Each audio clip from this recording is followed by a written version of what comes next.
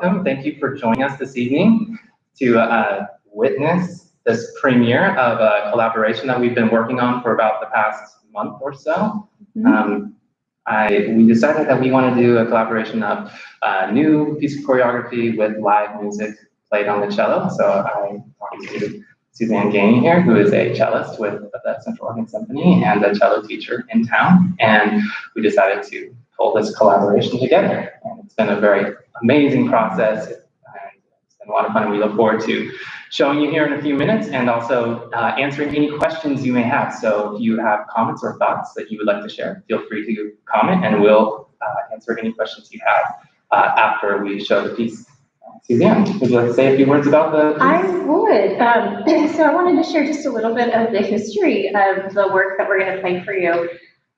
So we're using a piece that is a cello suite from the unaccompanied Bach collection.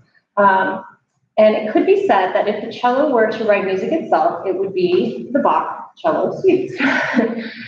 So it took about 250 years for these pieces to actually be recognized and part of standard repertoire. When they were written, they went virtually unnoticed. Bach wrote them sometime, they think, between 1717 and 1723. And then they vanished. Nobody played them. The cello was not a solo instrument at that time. The cello was part of an ensemble or a trio or a quartet or an orchestra, that type of thing. So this was sort of a unique, rare beast at the time it was written. Okay, so fast forward. Like I said, it took a couple hundred years, so let's see. Let me look at my other notes. Okay, so in 1889, a 13-year-old Spanish cellist by the name of Pablo Casals, who later became one of the most famous cellists in the world, still is, he went for a stroll with his father and stopped into a secondhand music shop, and he found an old, dusty manuscript of these Bach unaccompanied cello suites. And he took them home and started playing them, and he fell in love with them. And fast forward, in 1936, he was a famous cellist, and he recorded all 6 of the suites. And at that time, nobody really knew these pieces, and it took the world by storm. And every cellist went, whoa, what are these? I want to play these. And since then, they've become part of standard repertoire. So almost every cellist around plays one portion or all of these suites in their studies. Doctoral theses are written on these pieces, that kind of a thing. One more thought about the form. So there are 6 suites, and each suite has 6 movements. And we are going to share with you one movement, the starting movement, the prelude of the first and probably most famous suite. And our arrangement is original in the sense that we are going to mix the old with the new. We're going to go from 1717 to the 1960s, Blackbird, the Beatles. And we're going to weave that together, something old and new, and we had a great time working on this collaboration together. Yes. Well, we hope you enjoy, and like I said, we'll be happy to talk about it afterward and take any questions you might have.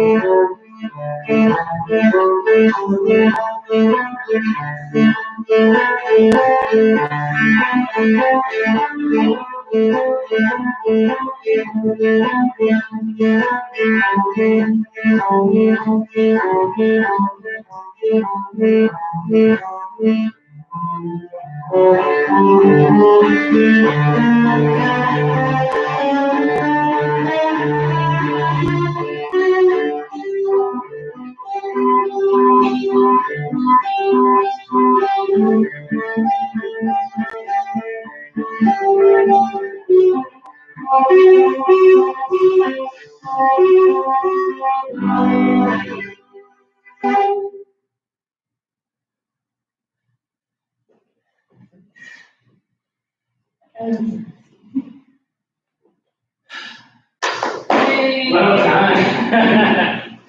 All right. So we'll pull up a few stools. Some socially distanced stools for you. And we'll talk about the piece for a little bit. Oh no! We didn't hit start live on Facebook. Oh. Well. YouTube. I hope you enjoyed that. Oh no. That's too funny. I wonder if we should do it in a few minutes. We can just give ourselves a little rest. Do it again on Facebook. Technology. What are you gonna do? Yeah. As you can see, it's a workout. A solo, like Josh just did, is a massive workout. It's like 4 minutes of nonstop dancing. A lot of breathing. And as you heard on the piece, it's pretty much on the Bach, it's pretty much running 16th notes, which are very fast notes. There's no pausing points. So it's also a musical workout physically for the cellist as well, because you're having to use your body the whole time. There's no pausing points. Well, let's hit live on Facebook and chat with them for a moment.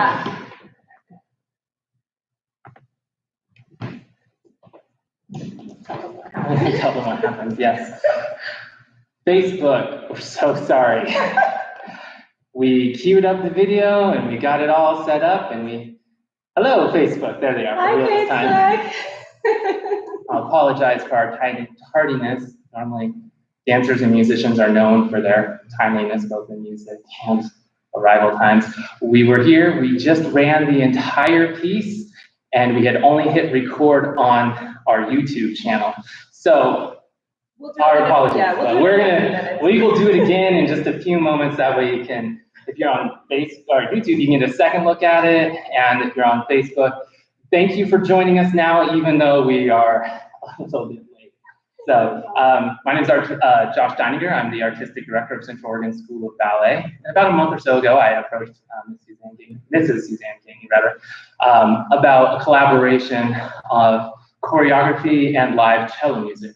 And she suggested the Bach cello suites as an option, but with a little bit of a twist in how we could perhaps make it a little bit more modern by splicing in pop music. So we chose Blackbird by the Beatles, and so we have Bach and Blackbird spliced together, and I choreographed original work, solo, to the music that was arranged by Suzanne. And Suzanne, would you tell us a little bit more about the piece again, just the rundown of how it was a found piece? Yeah, it was a lost work of art that was stumbled upon. Great. So these are standard, the cello suites are standard repertoire for all cellists all over the world now, but it took a couple hundred years for them to be discovered. They estimate that Bach wrote them sometime between 1717 and 1723. They don't know exactly. The other fascinating tidbit that I didn't mention earlier is that there are no markings in the music. On the score, it's just running eighth notes with no markings. There's no slurs, there's no bowing, there's no dynamics, there's nothing. There's just the title of the dance, because they are actually dance suites. So it's the dance style of the day in the Baroque era.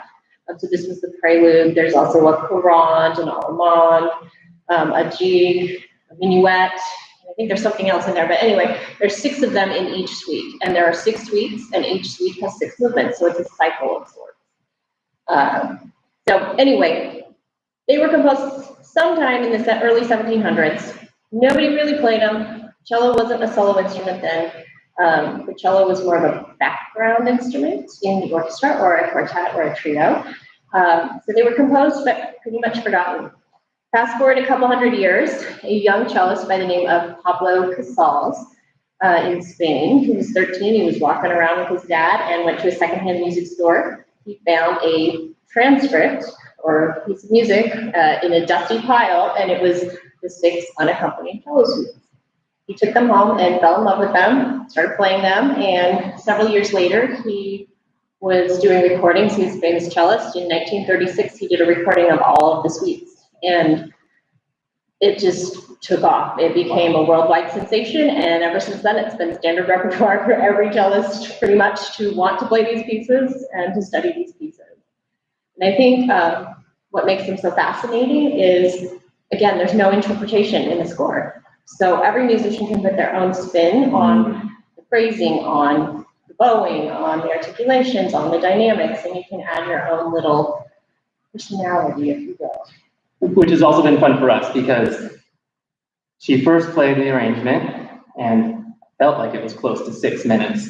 And I thought, man, no one wants to see me doing a 6-minute solo. I think maybe we got to trim that down. So we talked about the measures and different places where we could cut sections out, where it would be easy to graft Blackbird into the middle of it, and how we could transition out of it. There was at one point where I was mistaken. I thought that there was a repeat in the music, so I choreographed more, and we were rehearsing together and it didn't work. And I was like, what happened? And I said, oh, I guess I choreographed because I thought there was a repeat. And she said, repeat, no problem. It was the 2 lines and the 2 dots, and repeat it, right? And so it's a really nice process to be able to manipulate the music and the dance to fit together in that same way. Well, yeah, and to play off of each other's energy, you know, I mean, I'm doing my thing, he's doing his thing, but we still have that interplay between the music and the dance and what's happening on the stage, which has been really exciting and really fun and rewarding as an artist to work with another professional artist and do something meaningful and fun. Yes. So, have you rested your fingers enough? I think so. I think I've caught my breath. Let's do it again. Round 2.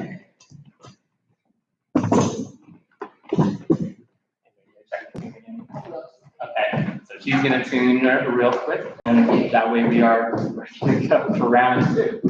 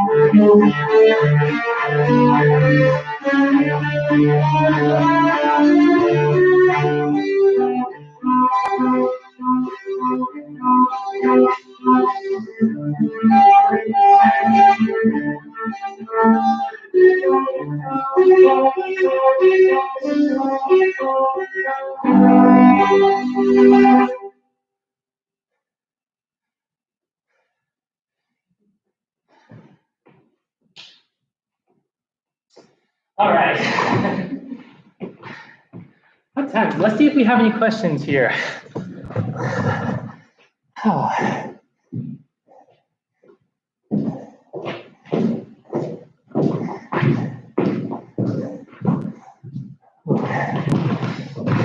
Sounds like the cello didn't quite come through on Facebook.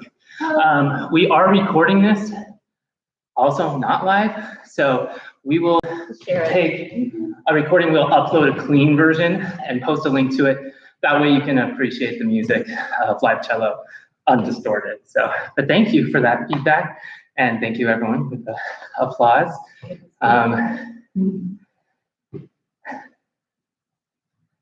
Thank you, Joan. I see Joan there. Oh, and my sister Dawn joined in. Hi, Dawn. Thank you. Well, I'm tired and quite sweaty. So thank you all for tuning in. We're going to end the live stream and we'll post a link on our social media sites to a clean recording for you. But thank you so much for joining us. Times like this, art is so important, and even art in isolation can still happen. And hopefully this is just the start of working towards more collaborations in the future, perhaps an entire concert dedicated to the cello suites with more music. So stay tuned, and again, thank you for joining us this evening. Thank you. Bye.